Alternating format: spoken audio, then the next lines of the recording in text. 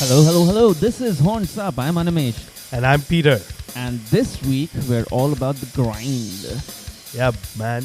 I would classify them as one of the most misunderstood subgenres of metal. What is grind, Peter?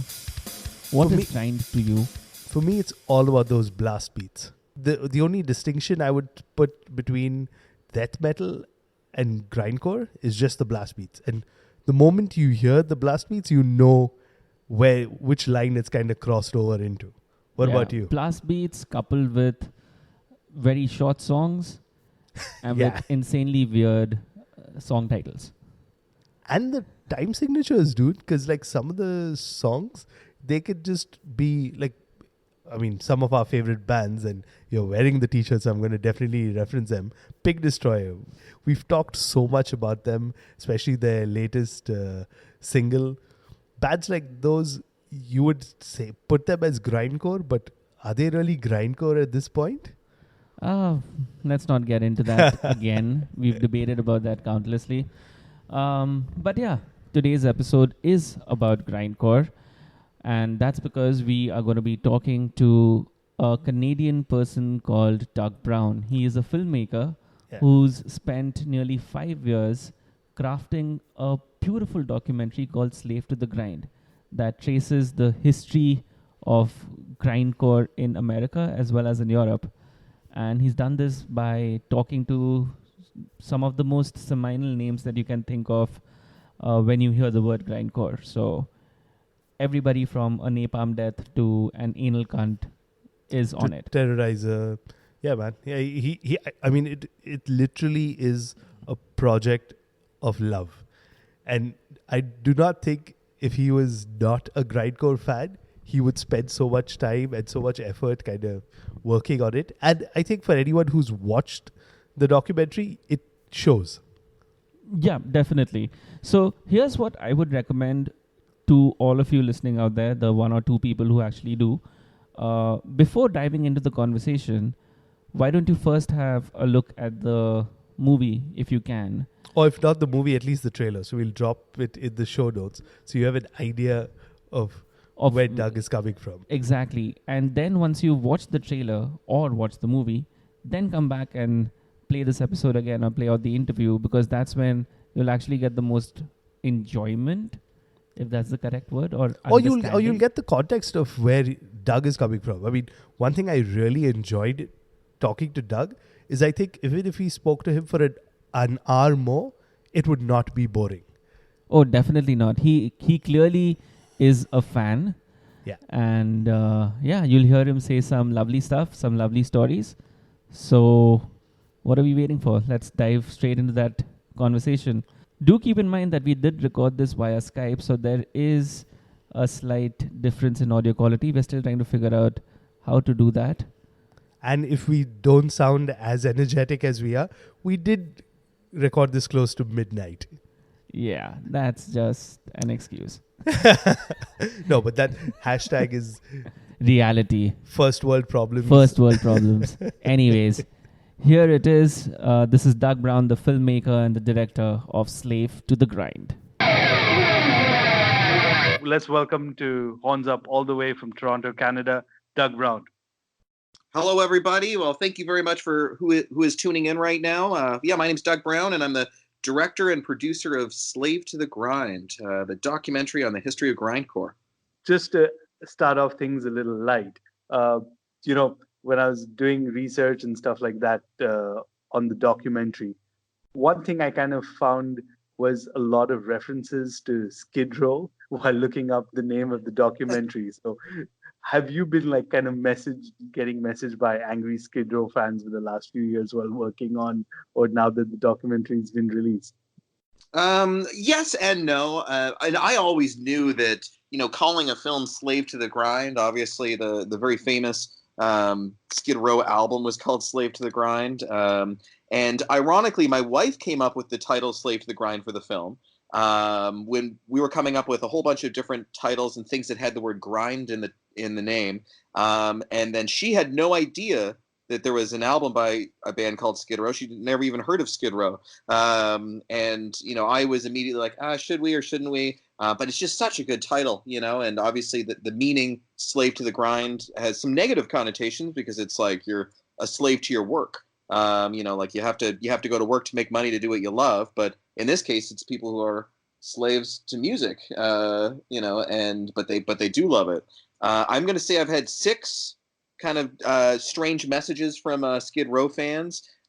Most of them have been humorous. One, though, there was one guy in the States who sent me this message. Wasn't really threatening me, but it was more of like a "How dare you? Grindcore so disgusting.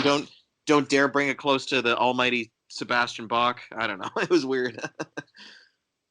The almighty Sebastian Bach. Yeah, that so far made my Friday night. But yeah, just like kind of getting slightly warmer. Most of our previous guests that we've spoken to have kind of talked about how they got into metal through bands like Metallica, Iron Maiden. But for you, since you made a documentary on grindcore, what really got you into like extreme metal?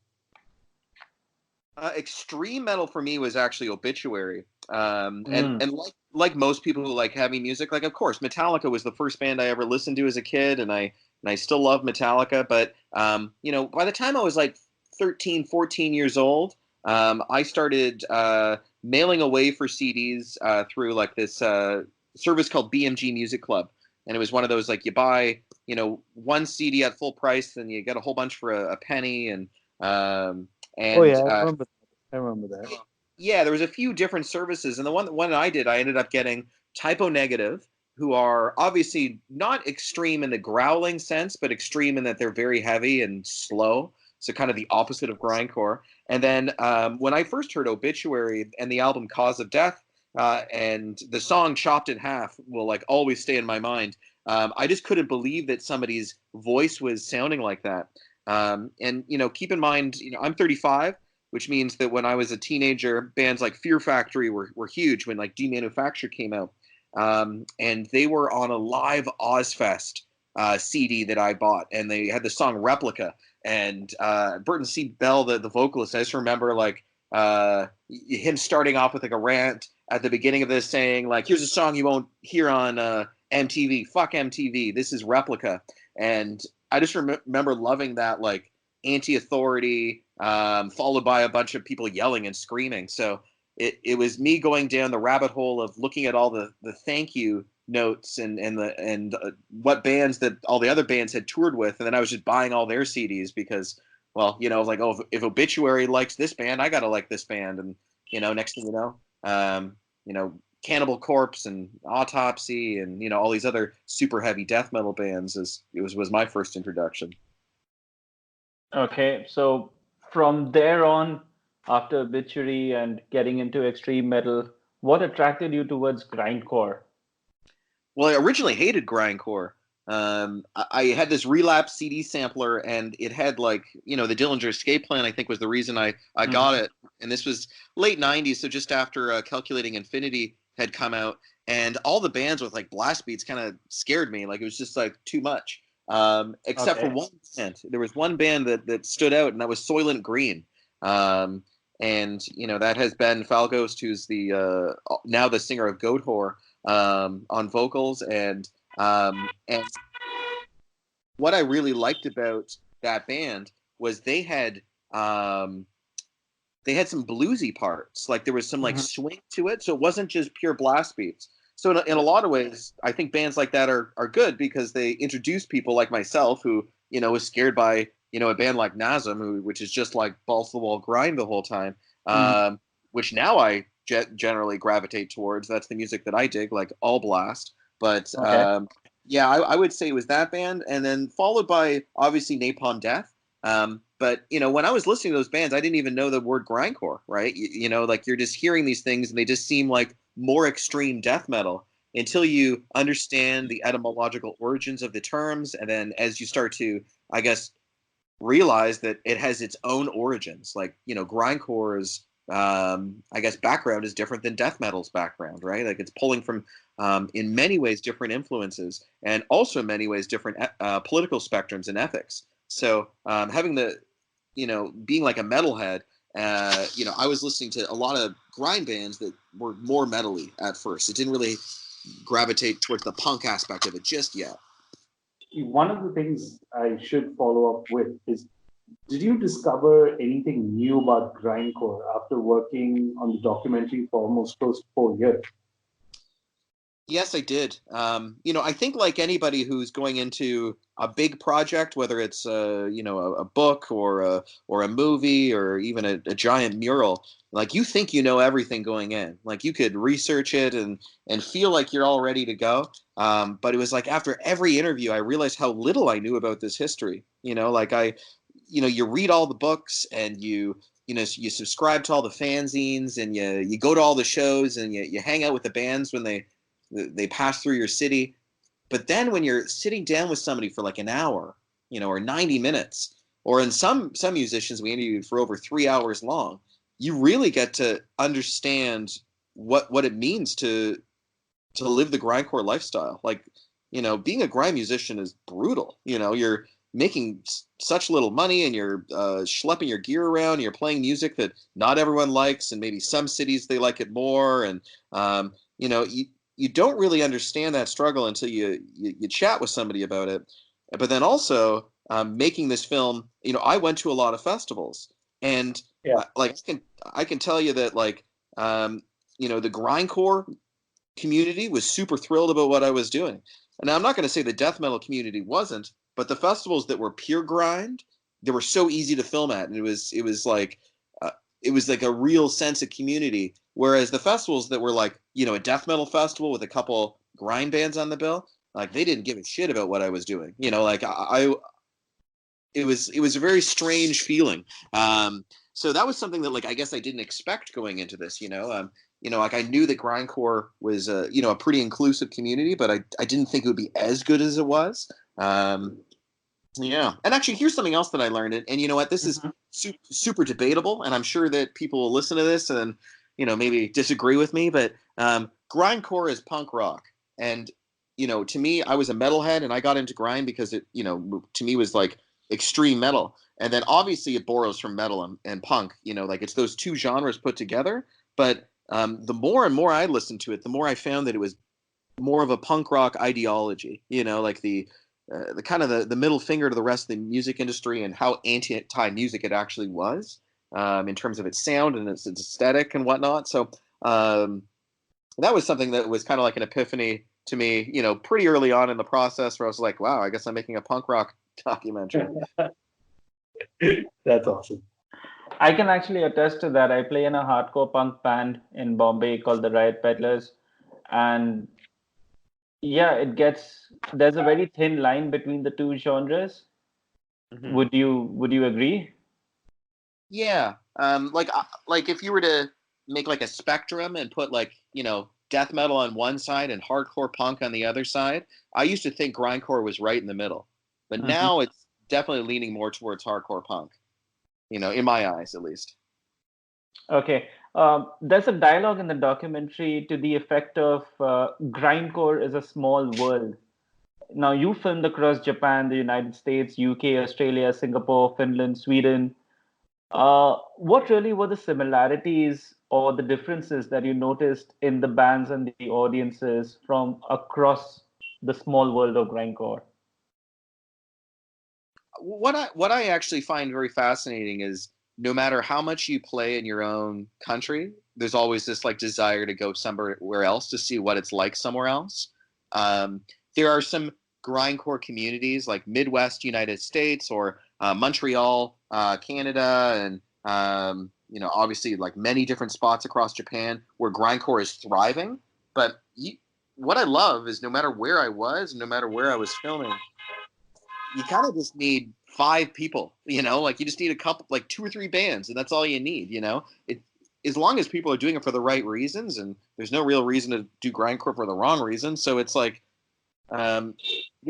community is almost identical in every single city. It was pretty fascinating to see. And what about the bands themselves? The only, and this might sound like a bias because I'm from Canada, but I'm actually going to talk about a part of Canada that I'm not from. There's something strange about grindcore from Quebec, and Why do you say that? and it's like it sounds like just like standard grindcore, but Montreal and Quebec City, they party like nobody's business. Like or even like Czech Republic, I would put in the same regard. Like going to have seen Extreme and being there this year for the 20th anniversary, like that's a vibe you cannot duplicate anywhere. Yeah. But like I've been sorry. for a music festival in Czech Republic. I can agree. Yeah, it's nuts. It's Yeah. just nuts. Yeah, so like I don't know whether that's like maybe the longevity of the history might lead to that. Like let's say there's a community and it's only like 5 or 6 years old. Maybe that has a different effect on how their behavior.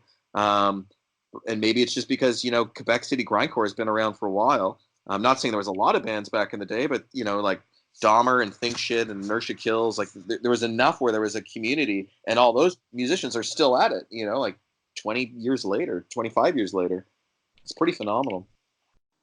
Okay. How would you define the grindcore fan? Are there any characteristics that separate him or her from fans of other metal genres or other punk genres or other genres of just heavy music? Yeah, I would say that a grindcore fan, and like the word fan is short form for fanatic. And when you think of like somebody like, oh, I'm a fan of that movie, rarely are you like fanatic about that film. But grindcore fans are fanatic. Like, you rarely talk to somebody who's like, oh yeah, I used to be into Napalm Death, but I'm not into Napalm Death anymore. Like it's like a. Whereas I do know people who used to listen to Guns N' Roses and they don't like Guns N' Roses anymore. Like the music is so extreme that it takes such an investment, both mentally and like physically, to really understand that by the time that you have invested all that, there's like almost like no point in turning back, right? Like grindcore is not a passive listening experience. And because it requires so much of a dedication, whether that's like actually looking for the music, which is, especially back in the day, pre-internet, it was hard to find this stuff. So if you're like ordering in a CD from, like the other side of the world, which I think a lot of grindcore musicians are, versus like if you just like Miley Cyrus, you can go to any mall in the world and pick up a Miley Cyrus album, right? Like that's the most accessible it is. So the second that you're like taking that leap into any extreme genre, and let alone grindcore, which I believe is, pretty much as far as the human limits can push music, in terms of its extremity, like you're just so invested. So like I think the fans are, grindcore is nothing without the fans. Like you could go to a Metallica concert and there'll be thousands of people there that got free tickets from the radio. Like nobody accidentally goes to a grindcore show. I completely see where you're coming from. Yeah, like it's like like nobody's accidentally ending up at like a super intense hardcore punk show. Like you have to be like really wanting to be there. So I find that there's like there might be a fan of like a couple songs by Pig Destroyer or something that might not be like 100% grindcore elements all the way through the songs, and I can understand like a regular extreme metal fan appreciating the odd song. But the second that you're considering yourself a grindcore fan, like you've crossed that threshold and you're a lifer. Okay, there's an interesting point that you raised there about going to the extreme. And primarily, do you think that grindcore is the most extreme form of music? Yes or no, and why? Well, I want to say yes, and then I'm gonna put a little asterisk next to it because like Sure. harsh noise, and then noise that is pushing like the boundaries of sonic assault. Like that to me is like super far out there, but I would even not consider that music because there's not songs.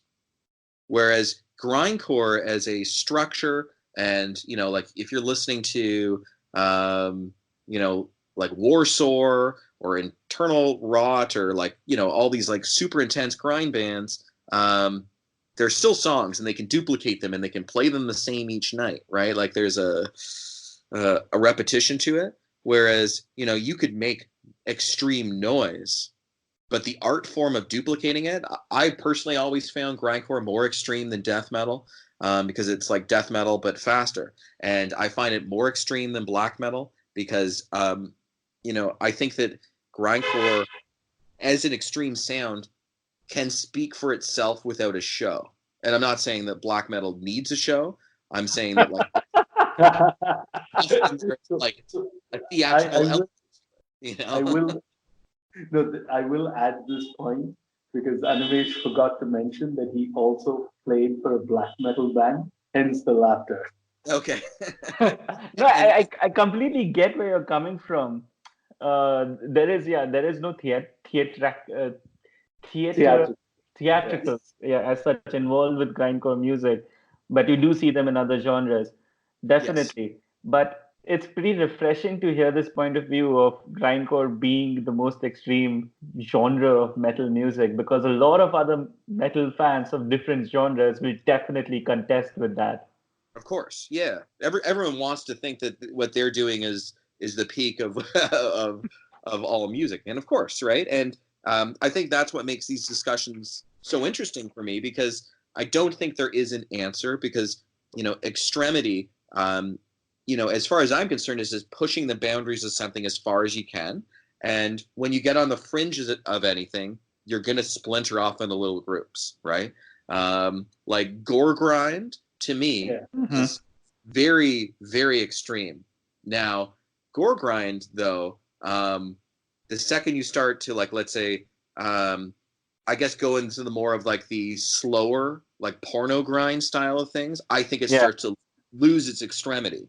Whereas Yeah. if you are like, there's a band called Sulfuric Cautery from the United States. They're doing a style of gore grind that is so intensely fast.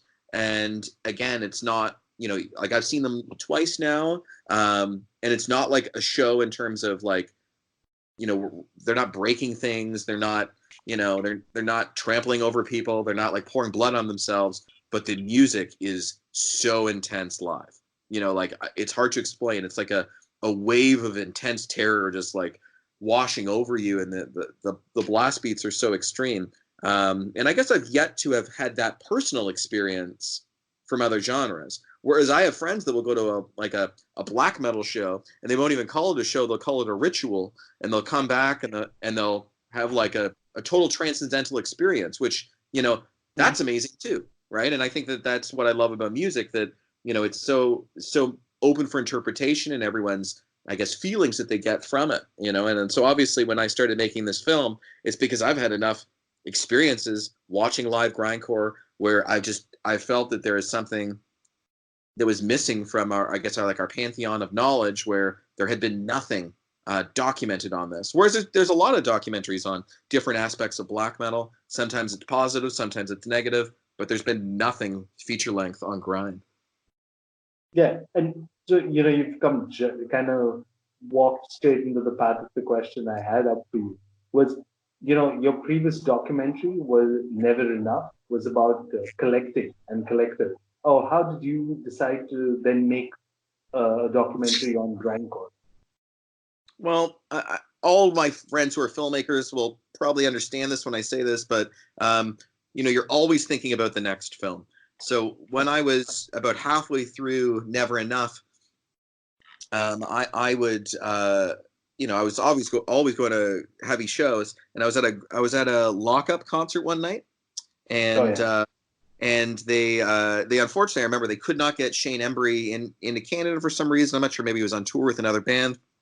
So they had Dan Lilker from Brutal Truth fill in on bass. And I just remember going to this show and just being so mesmerized by watching Nick Barker play drums, Mhm. and thinking about how his blasting style is so different than Rich Hoke, who's the drummer from Brutal Truth that Dan Lilker normally would be playing with.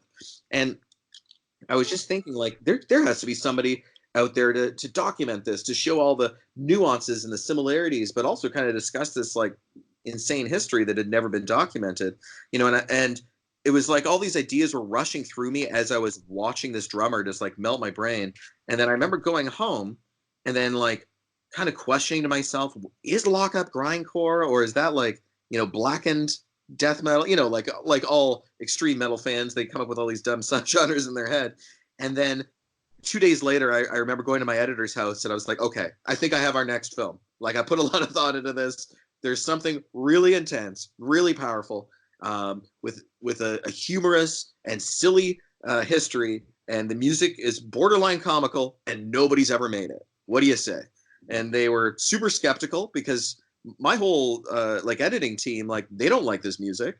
They don't like heavy music at all, right? And they just like a good story, right? They're storytellers, and that's what makes, I think, a good filmmaker is, you surround yourself by people who are also very interested in storytelling. So I need to kind of commend Steph and Rob, my two editors. They're incredible filmmakers, and it was I've been working with them for a long time. I worked with Rob actually for 16 years, and at this point, I want to say on films, and Steph for I think this is 9 years with her, and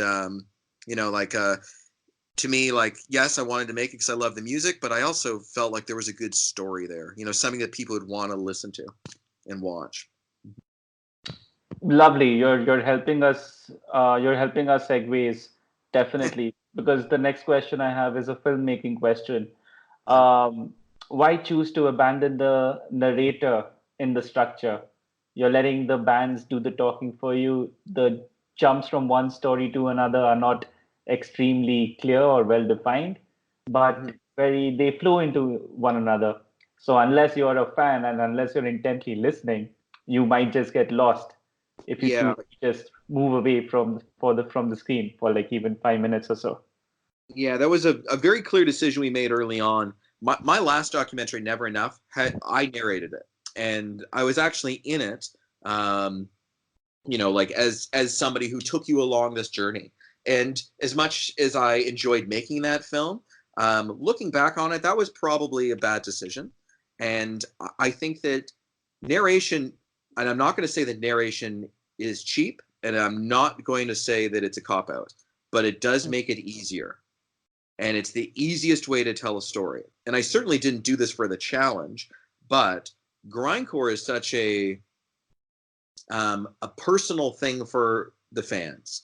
And if I'm going to make a film, and I didn't just make it for the fans, like I do believe that it, people have contacted me who don't like this music, who have enjoyed it, but there's no voice I could think of that could narrate, because it shouldn't be me, because here I am trying to be neutral. Like I actually never gave my opinion in the entire film on purpose, and every single time there was something negative, I had to also show somebody saying it was positive.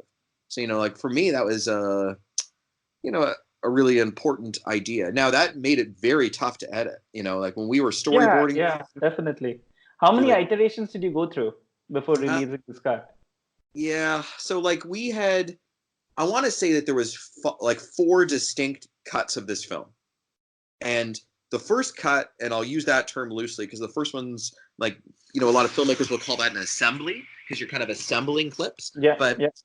our first assembly was several hours, and it had a lot of stuff that didn't kind of make it into the final film, but it was in a completely different order.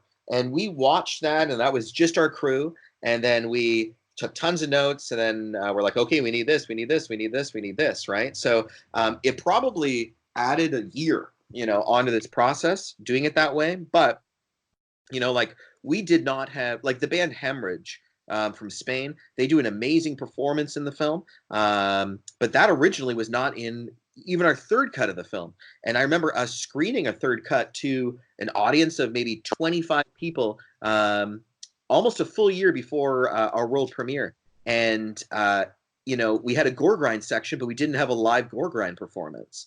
And I don't know why, like our crew could not see that. I guess we were so attached to the footage. So, we'd screen this in front of an audience, then we'd get feedback. And then, the feedback at that point was that there was too much confusion between porno grind and gore grind. So we decided to remove porno grind altogether, because at that point we were realizing just how far removed porno grind was from actual grindcore, that it was like not making sense to include it. And then we also decided, well, if we're going to get rid of porno grind, let's get a live gore grind band in there. So that's when we included, Hemorrhage as an example. So like, this process of like storytelling was an arduous one. This film took me the longest out of all 4 feature-length films I've ever worked on, but it was a very rewarding process in that sense because this is we're all filmmakers, but making this documentary was not our full-time job. So as a result, we were not really under any time restraints other than the grindcore community bugging us online every day about why it's taking us so long. But I think it was worth it. As a filmmaker, what did you want to leave the audience with that forced you to make a 4th cut? Oh, what made me continue on with to continue working on it after that cut? Yeah, after all of that, and to finally release it, and in this iteration, what did you want to leave the audience who watches this movie with?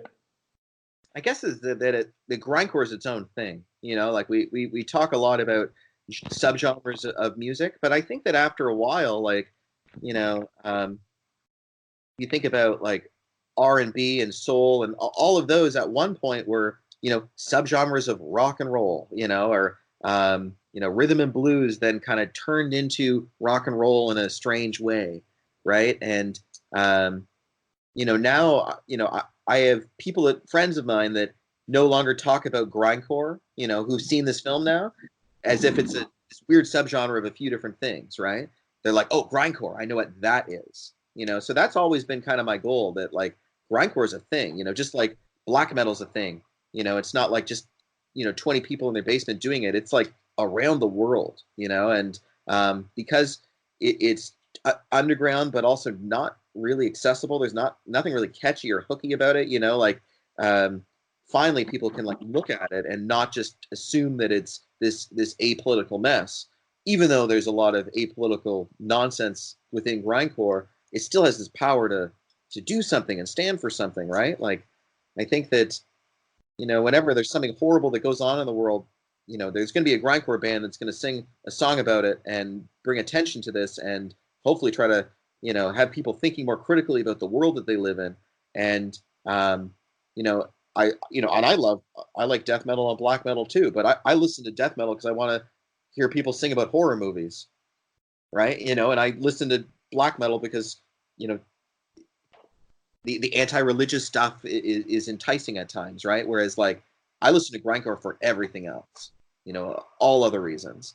So that's kind of always been my main goal, just to kind of set it apart from everything else. Like grindcore exists over here. All right. Just continuing with the thread you were going about the documentary. It said, never meet your heroes. After the release of your documentary, would you agree or disagree with the statement, and why?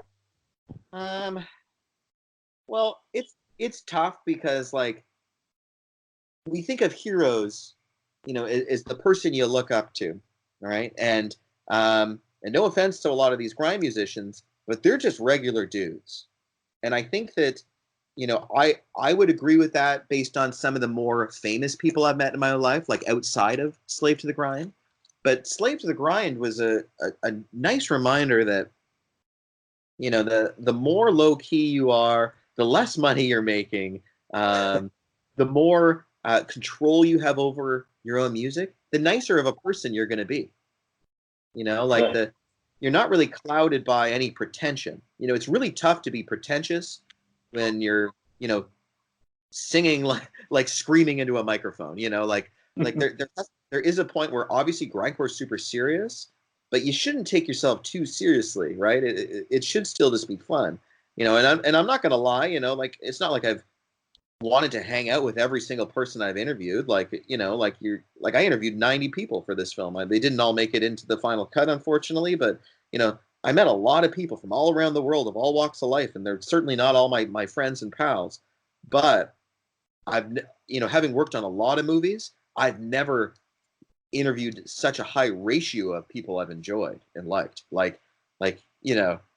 You think about who's a real hero in grindcore. Is it like Barney from Napalm Death? Like he's like one of the kindest dudes, and I'm also one to not throw terms around that loosely because I think a lot of people in the metal community would be like, oh, I met this dude, he's the nicest guy. And you think, like, well, you met him for 5 minutes and you were smoking a joint out back. Like, how well do you really know this person? Versus, like I'm getting to sit down with some people like Dan Loker. I was at his house for like a full day. And, you can really get to know somebody in that period of time. And you want to talk about a nice person? Like Dan Loker is a really nice guy, and, I got to spend a lot of time with his lovely wife, Heather. And, we had pizza and like, it was just like he came to my car and helped me load in all the film gear.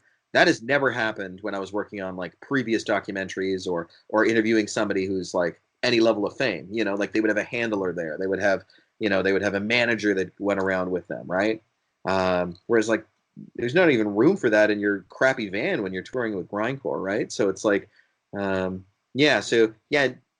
would say, never meet your heroes, but don't hero worship Grindcore musicians because they're just regular dudes. Okay. There's a point in the movie where it's said that this is a grindcore moment. So the question to you is, what makes a grindcore moment, and did you experience any of those while making this movie? Well, I'll tell you one moment, and I don't know why I associate this with a grindcore. Well, I guess like a grindcore moment to me is like something happening that's just so extreme that you just feel like it could not happen in any other place than at a grind show. And, I've been at death metal shows where all hell breaks loose and you've never seen a pit quite like that, right? But at a grindcore show, like filming Hemorrhage, somebody brought a burlap sack filled with corn on the cob and and starts throwing corn everywhere and condoms in every direction. And here I am holding a very expensive camera in Montreal where they were performing. And I've already mentioned how Montreal's nuts. Like they party like it's their last day alive. Right. And all of a sudden corn's flying everywhere and I'm trampled. And like, I'm covered in everyone else's beer and blood and, piss. And I'm like, this is a grindcore moment, like it's hard to explain, why that's a grindcore moment, but, it's like the recklessness of hardcore punk, but just with a little more of an edge to it, like, yes, everything that's extreme that happens at a hardcore show happens at a grind show. Not everything that happens at a death metal show happens at a grind show, and not everything that happens at a black metal show would happen at a grind show, but things will happen at a grind show that will happen nowhere else, like people get naked, like that's something that I haven't really found in that many other genres. I've seen so many musicians get completely naked on stage, where I don't see that much in hardcore punk, and I certainly don't like. I've never seen a naked death metal band. I don't know. Neither have I actually. I've seen people go naked at a hardcore punk show though. That too, that too in Singapore. Ah, yeah, it was weird. It was a band called Mucus Mortuary. Yeah. Yeah. Really fun performance. Very hardcore. Yeah. Anyways. So just to kind of wrap things up, at least with the documentary, you had a crowdfunding campaign that raised $19,000, over $19,000. How important do you think crowdfunding is not only to filmmaking, but to art in general? Well, I think that it can be used well, and I think it can be abused. And,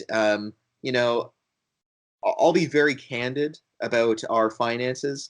We used that $19,000 so quickly. That money disappeared, I have a bare bones crew, but there were still always three of us. Flying three people somewhere is very expensive. And then, once you spent that money, like I'm renting cars and hotels and gas, insurance, all sorts of stuff that I had to essentially pay for most of post-production myself. So, color and sound mix, and still about 4 or 5 film shoots were out of pocket, and,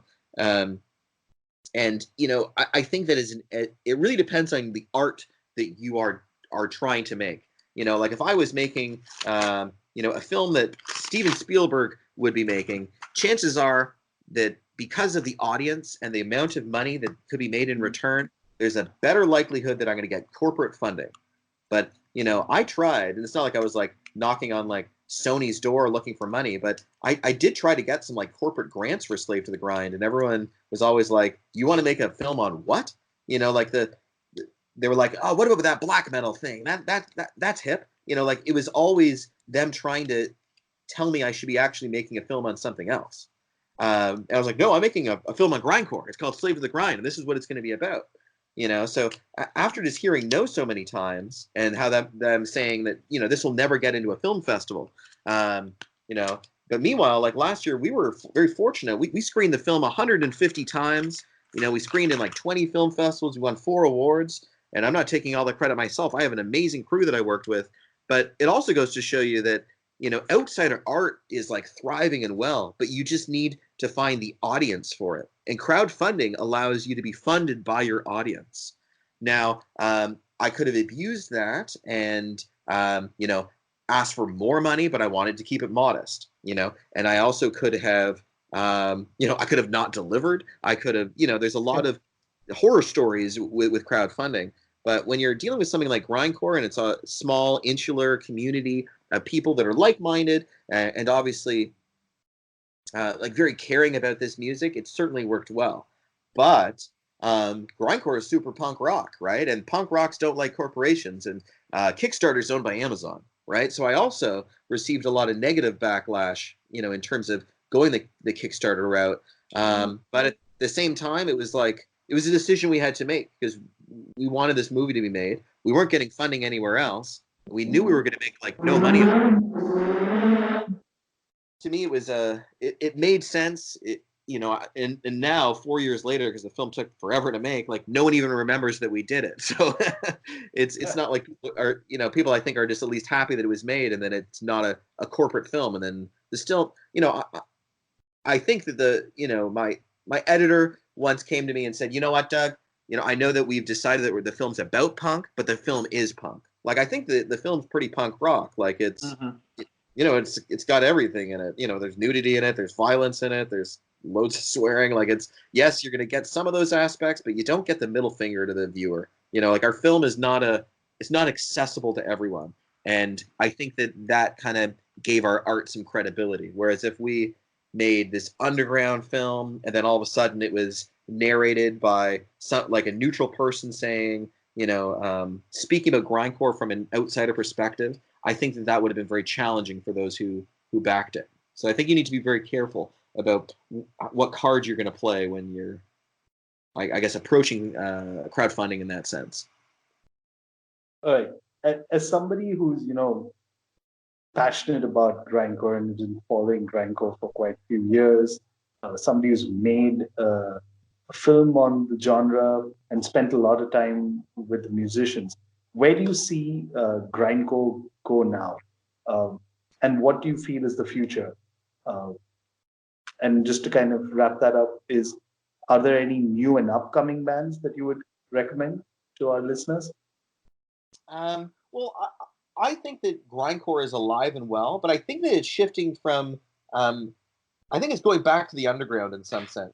Like if you look at a band like, like Pig Destroy is a really good example. Like I enjoy Pig Destroy. I think they're a great band. I think that they're a really good band to, bring people into the genre, and I think that's super important.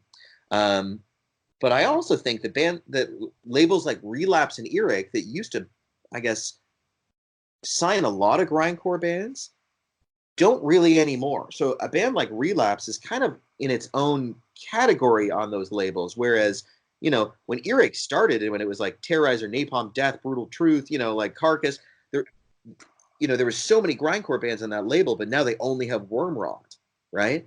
Whereas like there's still the same amount of bands. They're just not getting the bigger attention that they used to.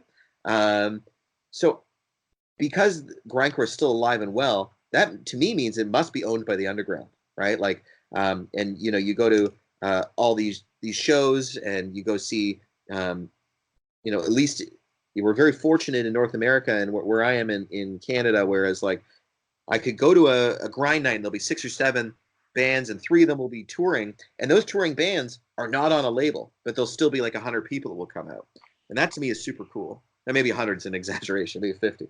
Let's be real here. Come on, it's grindcore.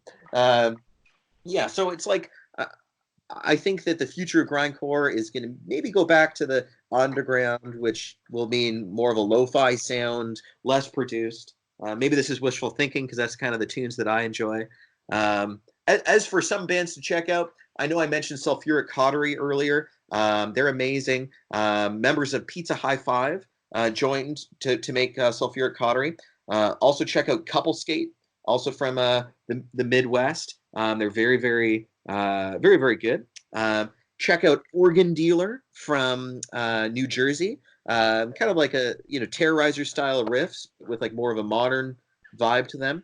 There's a two-piece band from Australia called Meth Leopard, and they're very fantastic. Like very like Napalm style of grind, but with only two people, it's super impressive. Watching them pull that off, they're very, very good. You could literally go to any country in the world and find 20 amazing grind bands that will blow you away that you've never heard of, and I think that's what I like about the genre. And also for anyone who's listening to this right now, if you know any grind bands that you think I should know about, shoot me a message on Facebook or on the Slave to the Grind Facebook page. I'm always looking for new bands, and I also like to plug up and coming bands. So if you're in a an unknown grind band you want the world to know about, you send me a message. I'll check you out, maybe put you on the page. Like that to me is also super important and part of the reason why I've enjoyed making this film, just to turn other people on to music. So there you go. Right. Lovely. Thank you for increasing or adding more bands to the never-ending list of music that we need to check out. Oh, it never ends, man. Yeah. Okay. As a follow-up to what you said, the fact that labels have fewer grindcore bands now and the scene is moving more back to the underground as such. On the flip side, is it right to ask whether grindcore is still relevant, and why does grindcore need to continue to exist in this world? Yeah, I'm of the belief that if it does exist, it needs to exist, right? Like, I think that actually things will disappear when there's no longer a need for them, right? And, like, look at nu metal, like there's very few bands that sound like Limp Bizkit anymore because the world doesn't need that, and, like, I'm sure there's still Limp Bizkit fans out there, but like nu metal was a period in time and it's kind of gone. Or even like, and here's a genre that I love, but I don't think that crossover thrash has survived that long. Like that was a big thing in the 80s. And yes, there's like, Municipal Waste is bringing it back a bit, but they're still very thrash metal, right? Whereas like I feel that like grindcore has stood the test of time, and because it's become its own thing, it'll never go away. A question like that to me at this point in history is like saying, is there still a need for rock and roll?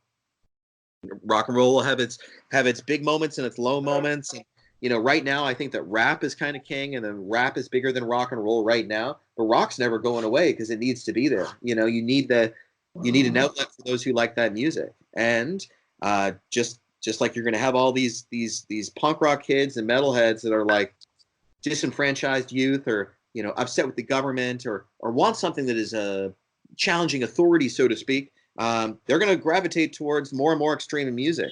And because those kids are always going to exist, because the world is always, going to have that abrasive element to it, grindcore is never going away. Lovely. But what's next for you? Will we see another part or the next movie about Slave to the Grind? What can we expect? Well, for those of you who are interested in like a DVD of the film, over at deathbydigital.com, the DVD actually has a second movie attached to it. We called it the B-Sides, and it's like a 22-minute mini film on grindcore. And that was kind of my farewell, right? Like putting together the DVD through Death by Digital was a nice way of wrapping up this project, because I'm a strong believer of doing things right and doing them once and then never doing them again. So as a filmmaker, there's a lot of topics that I am in the process of researching. I'm going to say there's 4 feature-length documentaries that I'm all kind of toying with at the same time right now. Nothing that I'm going to mention because they're all very preliminary. But my time with documenting grindcore is over. That said, I'm dedicated to grind for the rest of my life. During this interview, I'm sitting in a room filled with grindcore records and going to a noise show tonight. It's going to be with me for the rest of my life. But as an artist, I'm gonna say that this chapter of my life is over.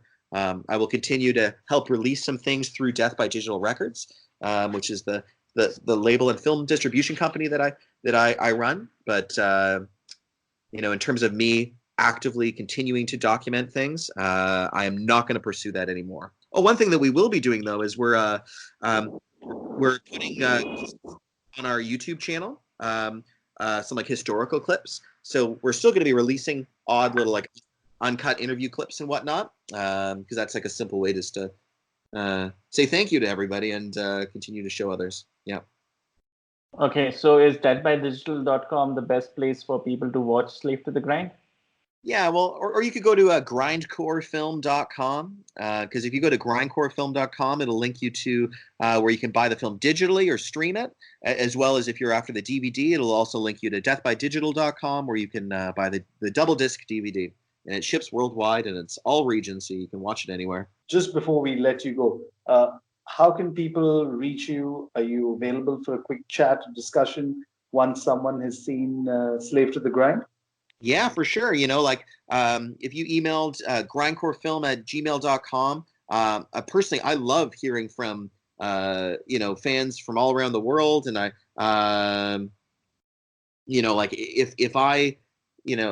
if I heard from every single person to watch this film, I'd be super happy, that means the world to me, just knowing that people are enjoying it. But yeah, so you can also add me on Facebook. I'm very accessible on there. Doug Brown is my full name there. Yeah. I can't believe it's been like almost close to an hour. So I'm really glad for you to take time out to chat with us and, just share your insights. And it's great to speak to a fellow grindcore fan also for me. So likewise, I want to thank both of you because I really enjoy talking about this music because it means so much to me. So thanks for the opportunity, and I appreciate it. Thanks, Doug. Phone's up to you. So yeah, that was our conversation with Doug Brown all the way from Toronto. Quite an enjoyable one, eh, Animesh? Enjoyable and exhaustive. Yeah, there was so much information and so much I learned, even though we watched the documentary, both of us. Yeah, this was very informative, and he's so energetic, man. I think there's something in the water he drinks, or maybe it's just the grind. Yeah, it's the grind. Doug, I know you're listening to this, so please keep in mind that we will be reaching out to you pretty soon to do an all A's album. Yeah, I'm really looking forward to doing that, man. Listeners, any recommendations? Which grind album can we look at? We were thinking of Scum, of course. Or, I don't know, even maybe Terrorizer, World Outfall. What would you think? Which grindcore album should we be chatting with Doug Brown about? You can reach out to us if you'd like to. You can reach us on Twitter at HonsupPod. Peter's available at Trend Crusher. And I'm available at Asmo Ani. But before we leave you, I just want to take a moment back in time to talk about my very first grindcore experience, which was this French porno grind band called Vomit for Breakfast. I don't know how I managed to get this album. It's called Vomit for Breakfast. It's a self-titled LP. It was released way back in 2001. And I couldn't believe that a 14-minute or a 15-minute album could include more than 20 songs and be this intricate mess of noise. But it was so fucking enjoyable, especially to teenage years. What about you, Peter? What's the fondest grindcore memory?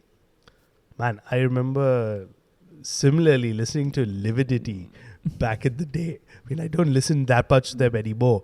But yeah, it was exactly like you said. I was at some point, like, you have to realize that people who listen to stuff like Podo Grind or Gore Grind don't actually believe or look into all of that stuff. And for me, it was just, I was chuckling half the time and just trying to figure out, how's that guy making those sounds?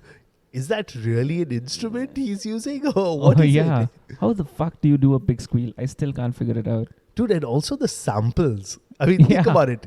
That on its own is an exercise where someone's looking up samples.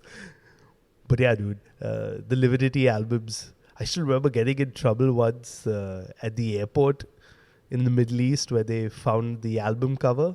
Holy shit. Yeah, and I had to explain to them that it wasn't porn. But yeah, there was a decapitated corpse against a tree. Yeah, you know which Lividity album I'm talking about if you're a fan. What did the cops react? Or how did the airport authorities react? Well, the guy said, I'm going to listen to the CD. So I said, sure, go ahead. And I think he kind of realized that he would, to a certain extent, be torturing himself if he had to listen to it. So he just let me go. But yeah, not an incident. I mean, of course, as a teenager, it's a little worrisome, and I can talk about it and laugh now so many years later. But yeah, imagine explaining that to your parents. Holy shit. Wow. That's an awesome story. Thank you for sharing that, Peter. More stories coming up with us in the coming episodes, and we've got quite a few formats up our sleeve. All I'm going to leave you this time with is a little hint. It involves the almighty Iron Maiden. Yep, I'm very excited for that. Up the irons for that. Oh, yeah. But that's for a later time. Yeah. As of now, that's it. We're out of time. We're not actually out of time. I just want to end this. So yeah, horns up. Horns up.